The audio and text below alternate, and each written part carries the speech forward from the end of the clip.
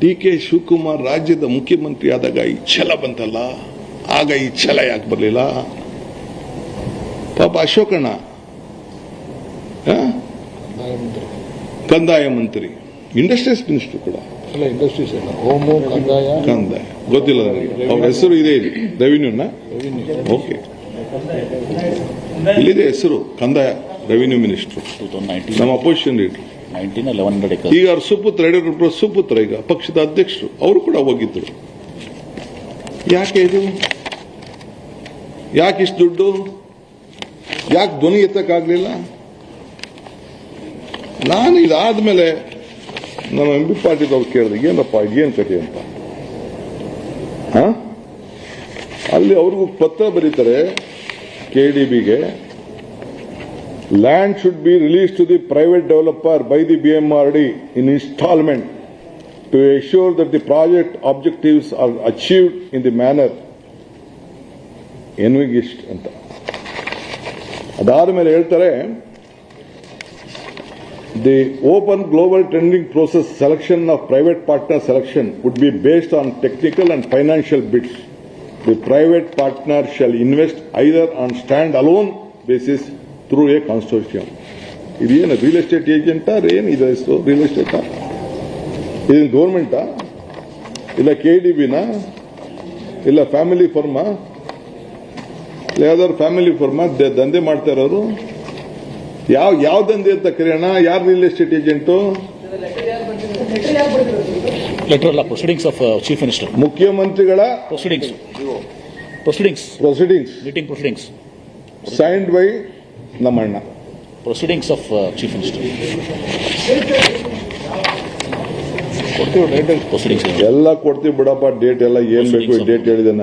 23/9/2006 proceedings of the meeting under the chairmanship of Honorable Chief Minister. But the date, Papa, ತಮಗೆ information ಇದೆ, ತೆಗೆದುಕೊಳ್ಳಿ.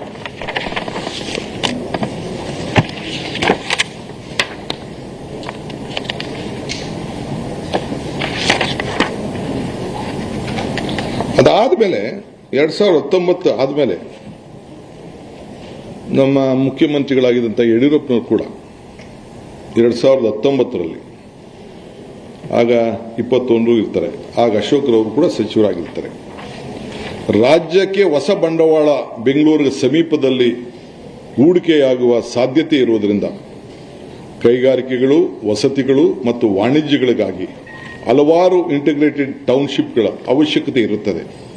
ಇದಕ್ಕಾಗಿ ಈ 9,000 ಎಕರೆ ಭೂಮಿ ಸೂಕ್ತವಾಗಿರುತ್ತದೆ. ಆದ್ದರಿಂದ ಚೀಫ್ ಸೆಕ್ರೆಟರಿ ಅಧ್ಯಕ್ಷತೆಯಲ್ಲಿ ಒಂದು ಕಮಿಟಿ ಮಾಡಿಬಿಟ್ಟು ರಿಪೋರ್ಟ್ ತರಿಸಿಕೊಂಡು ಆ ಪ್ರದೇಶದ 35% ಕೈಗಾರಿಕೆ, 30% ವಸತಿ, ಉಳಿದ ಭೂಮಿಯನ್ನ ಇತರ ಉದ್ದೇಶಕ್ಕೆ ಮಾಡಬೇಕು ಅಂತೇಳಿ ಅವರಿಗೆ ಆಗ ಅವತ್ತು ಮಾರ್ಗದರ್ಶನವನ್ನು ಕೊಡ್ತಾರೆ. ನಾನು ಜಾಸ್ತಿ ಮಾತಾಡಕ್ಕೆ ಹೋಗುದಿಲ್ಲ. ಜಾಸ್ತಿ ಪ್ರೆಸ್ ಕಾನ್ಫರೆನ್ಸ್ಗೆ ಪಾಪ ನನಗೆ ಇಷ್ಟ ಇಲ್ಲ. ವಿಧಿ ಇಲ್ಲ, ಹೇಳಲೇಬೇಕು. ನನಗೆ ಪಾಪ ಯಾರು ಬಂದು ಈ ವಯಸ್ಸಲ್ಲಿ ಗಾಂಧಿ ಸ್ಟ್ಯಾಚ್ಯೂ ಮುಂದೆ ಪಾಪ ಯಾರಿಗೆ ಮನ್ಸು ನೋಯಿಸಕ್ಕೆ ಇಷ್ಟ ಇಲ್ಲ. ಯಾವ ನನ್ನ ತಾಯಿ ಪರಕೆಗೇಟು ನಮ್ಮ ಅಧಿಕಾರಿಗಳು ಹೊಡೆಯೋ ಅವಶ್ಯಕತೆ ಇಲ್ಲ. ನನಗೆ ಬೇಕಾದ್ರೆ ಹೊಡೆಯಲಿ, ನಾನು ಹೊಡೆಸ್ಕೊಳಕ್ಕೆ ರೆಡಿ ಇದ್ದೀನಿ. ನಂದೇನಾದ್ರು ತಪ್ಪಾಗಿತ್ತು, ನಾನೇನಾದ್ರು ತಪ್ಪು ಮಾಡಿದ್ರೆ, ಅವ್ರ ಬದುಕಿಗೆ ನಾನೇನಾದ್ರು ಕೈ ಹಾಕಿದ್ರೆ, ನಾನು ಈ ವಾಸ್ತವಾಂಶ ತಿಳಿಸ್ಬೇಕಲ್ಲ, ಇದನ್ನ ಎಲ್ಲರಿಗೂ ತಿಳಿಸ್ಬೇಕಲ್ಲ. ನಾನು ಹೇಳ್ತಾ ಇದ್ದೀನಿ, ನನ್ನ ರೈತರ, ನನ್ನ ತಾಯಿಂದಿರಿಗೆ, ನಿಮ್ಮ ಹತ್ರ ಎಲ್ಲ ಮಾತಾಡಿದ್ದೀನಿ, ನೀವೆಲ್ಲ ಬಂದಿದ್ರೆ ನನ್ನ ಹತ್ರ. ನಾನು ಬಲವಂತವಾಗಿ ಯಾವ ಕಾರಣಕ್ಕೂ ನಿಮ್ಮ ಜಮೀನು ತೆಗೆದುಕೊಳ್ಳುವಂತ ಅವಶ್ಯಕತೆ ನಮ್ಮ ಸರ್ಕಾರಕ್ಕಿಲ್ಲ.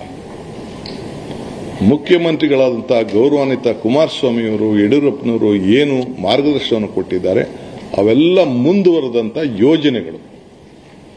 ಇದು ಕಂಟಿನ್ಯೂಷನ್ ಪ್ರೋಸೆಸ್. ಇದು ನಾನು ಇರ್ಬೋದು, ಇನ್ನೊಬ್ರು ಇರ್ಬೋದು, ಅದನ್ನ ನಾವು ಮುಂದುವರಿಸ್ತಾ ಇದ್ದೀವಿ. ಅದು ಬಿಟ್ರೆ ನಾನು ಇದಕ್ಕೆ ಬಲವಂತ ಮಾಡುವುದಿಲ್ಲ. ಅವರು ರೆಡ್ ಝೋನು, ಗ್ರೀನ್ ಝೋನ್ಗೋ ಒಂದು ಪ್ರೈವೇಟ್ ಆಗಿ ಒಂದು ಸಪರೇಟ್ ಆದೇಶ ಹೊರಡಿಸಿದ್ದಾರೆ. ಅದು ಮುಂದುವರಿಯುತ್ತದೆ.